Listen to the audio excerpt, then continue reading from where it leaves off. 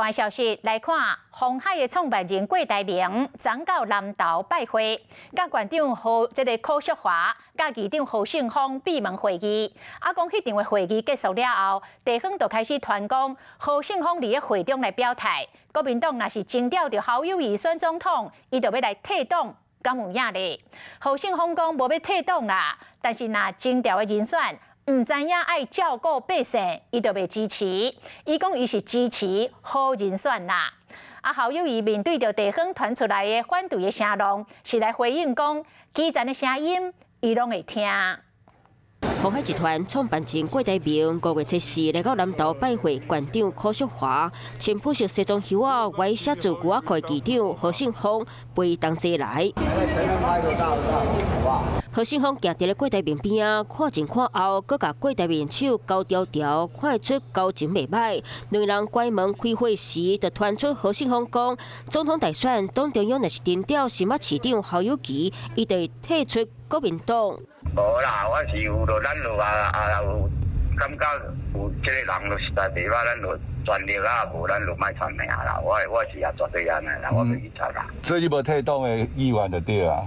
无啦无啦。何信峰侪称讲伊支持照顾百姓的人，无讲要退党。台北市议员陈克心进前就压了国民党中央已经要推选新北市长侯友宜参选，卖伫咧5月17公布。听南投议长何信峰的反应，陈克心就来说言，讲应该是伫咧讲气话。那如果今天只因为说我挺谁不挺谁，在党内自己分裂的话，那当然就是让民进党渔翁得利。所以我相信这都只是在征召之前那大家的一些企划，那这个征召的人选出现之后，我相信大家会全力支持。面对地方传出多段声音，新北市长侯友宜是讲基层的心声，伊拢会听。基层的声音，我们都会倾听，我们不断的倾听，也不断的期待，我们因为倾听解决人民的问题，让这股力量能够不断的跟我们站在一块。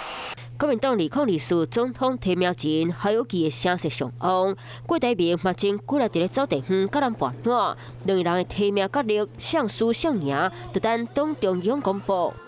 Hello， 我是林仙怡，想要掌握最及时的新闻资讯吗？赶快订阅、按赞、开启小铃铛，锁定华视新闻 YouTube 频道，也不要忘记收看华视新闻杂志哦。